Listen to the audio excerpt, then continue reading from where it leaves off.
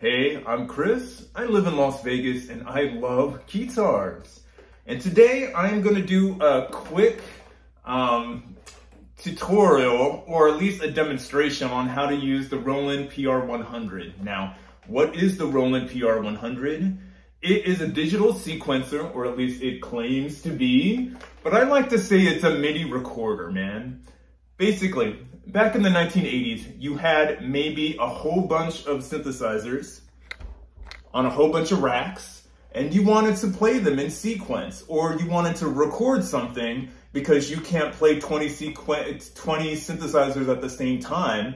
So maybe you would record a bass, maybe you would record pads, and then you'd hit a drum machine, and then you would hit play, and then you'd be playing like 20 sequencers at the same time, or 20 synthesizers at the same time. Now this guy isn't quite as capable. It's a first generation sequencer, but basically it's more or less a MIDI recorder, man. And what is MIDI? MIDI is information that is sent between musical equipment. Usually it has to do with timing, it has to do with note values, stuff like that. The length of that time on your notes. And basically, this guy records that information on a floppy disk, man. But also, it does have its own internal menu, so you can record something on this guy without a floppy disk. Floppy disks are not that hard to find. If you look on eBay, everything is on eBay now.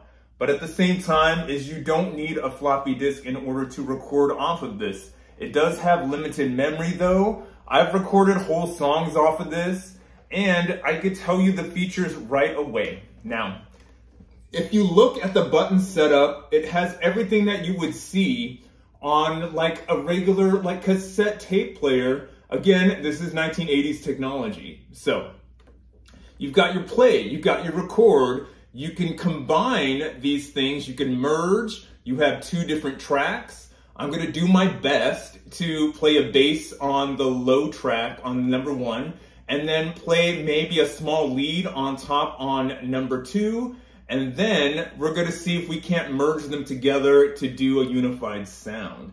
Now, the only reason I did not do this yesterday is I was trying to figure out how to how to reuse my Roland MD1, WM1. Yeah, it's a wireless MIDI. Basically, this little thing is a wireless MIDI cable. I haven't used it in so long, I had to go back into the manual to figure out how to use it again. And then even the manual was kind of useless, so I had to go onto YouTube, and I'm like, oh yeah, that's how I sync that thing. So, beginning with this guy, we are going to hit record. We are going to hit track 1. That should be a bass line that I could throw on top of that. And then I will record something on select number 2, on track 2. And then we're going to try to merge it together. I don't know how this is gonna work. I don't know how it's gonna sound. We're gonna see together. All right. Ooh, yeah, that's not gonna stay. Okay. Oh, by the way, I am using this guy because I'm using that Roland MIDI, the Roland MIDI cable, wireless MIDI cable. I decided to use the Roland Axe Edge because I haven't played this dude in forever. Let's see. All right, let's see if I can't play a quick bass line, and then I'm gonna throw a lead on top of it on track 2. Let's see how it goes.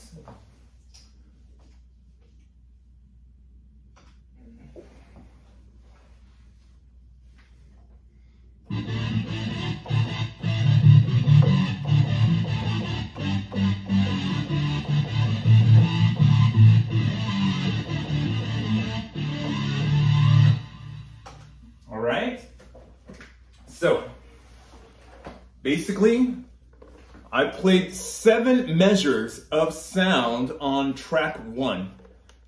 We're going to hit reset, and then we're just going to hit play as if it was a normal cassette player, and it should play my Keytar. Now, keep in mind, this isn't a real recorder. It is using MIDI information. It's recording the MIDI information, and it's actually playing the synthesizer. So, let's hit the play.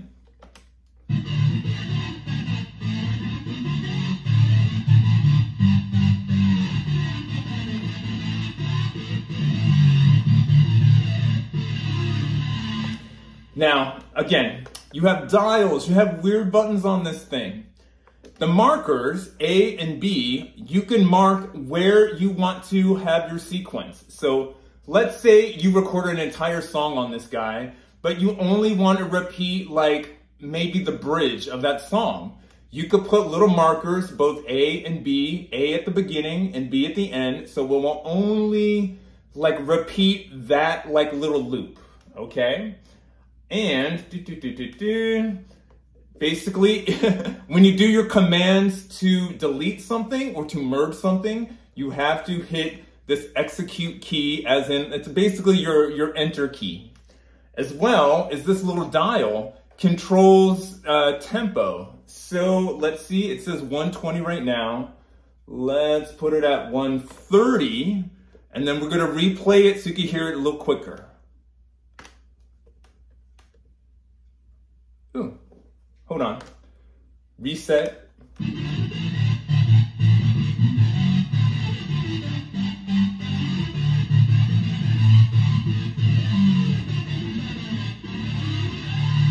All right. Reset back. I'm going to go back to 120. I am going to hit record and then track 2. I'm going to try to play something on top of that bass line. Let's see if it works. Okay.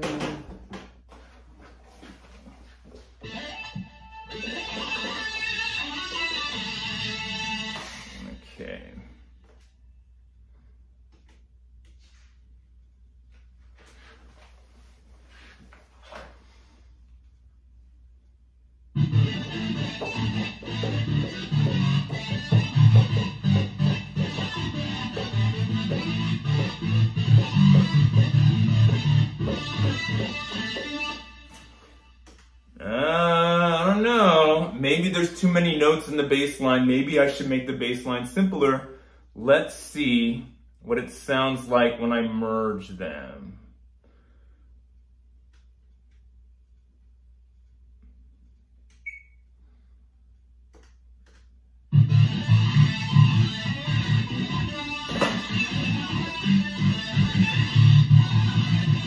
So,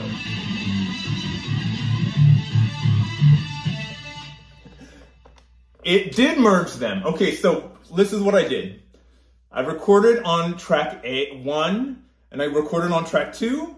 I hit the merge button and then I hit track 1 and then execute, which pops, or it will kind of jump everything on track 2 onto track 1. I'm going to do something else that's a little simpler so you can hear the differences of the different tracks. Maybe I played too much bass. So let's play it one more time.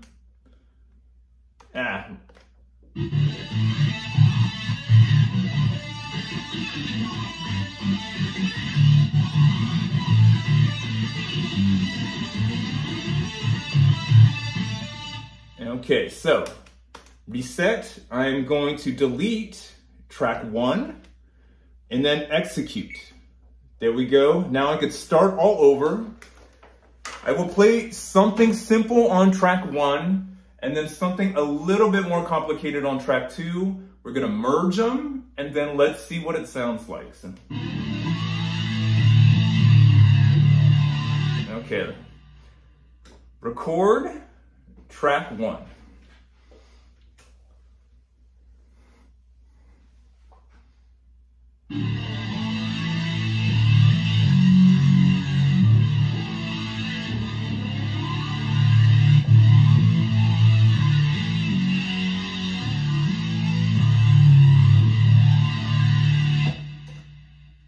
All right.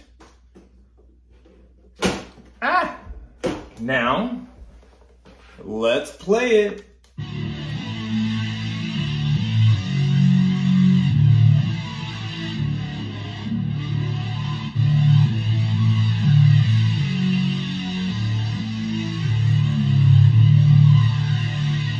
stop. I'm going to reset it.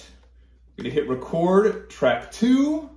And then I'm going to try to play something on top of that. We're going to merge them, and then let's see what happens.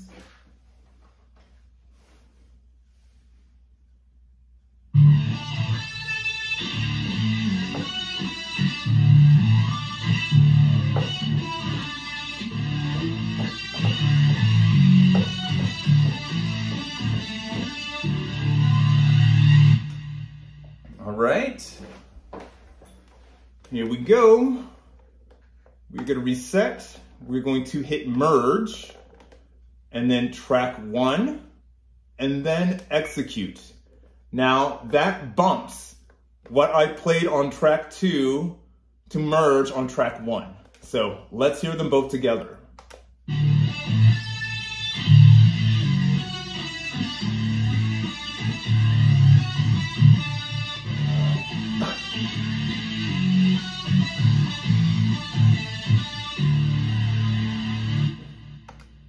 And let's see, we're going to delete. We're going to hit track 1 and execute. Now, let's say I want to play something prettier than that. Let's see if I can't find a piano and lay on a little piano track. Let's see. Keys. Okay. Let's do a track 1.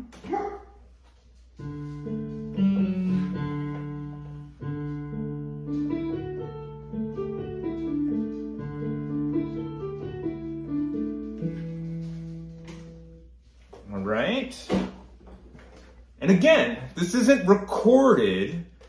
It's basically this guy is playing this for me. Oh, okay.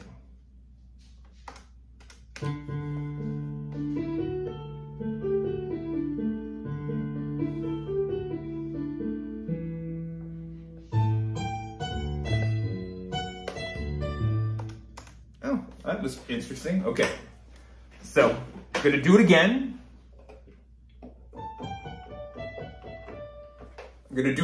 I'm gonna play something a little bit tinkly on track 2. Let's see what it sounds like.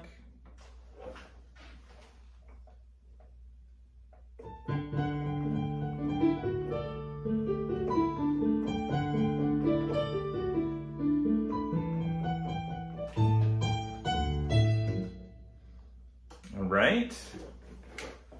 We're gonna merge it one more time. So we hit merge.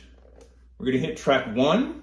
It's gonna bump everything on track 2 to track 1 to merge. Execute, and let's hear it together.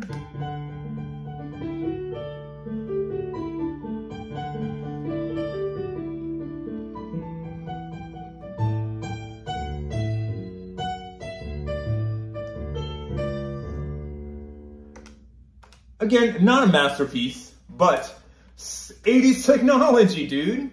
And the funny thing about technology in the 1980s, and honestly, technology decades ago, the technology now, it's built to break down in like 2 years, so you buy a new one. That's so crappy. If you have like an old school 80s like television, most likely it still works. If you have an old school 80s record player, most likely the thing still works, man. If you have an old school like record player from the 80s, dude, it still works. That stuff was built to last forever. And if it broke down, then it was dead forever. But at the same time, the electronics now is not built for forever. They really want you to just come back and buy more. Now keep in mind, again, I call this, it's a digital sequencer, but I call it a MIDI recorder because basically that's what I use it for. I hope this helped the young person that asked me, hey, could you do a tutorial? Could you do a demonstration of the Roland PR-100? I do have other Roland sequencers from the 1990s that honestly have sounds built in, and then you could record 16 tracks on top of each other with the sounds built in and with the drum machine, dude. Oh my God, I'm in love with those. I wish I had a sequencer synthesizer. When I was a teenager in the 90s, I would have made I would have made album upon album upon album. Again, I hope this answers your question. Hugs, health, and happiness from Las Vegas. Keytar is life.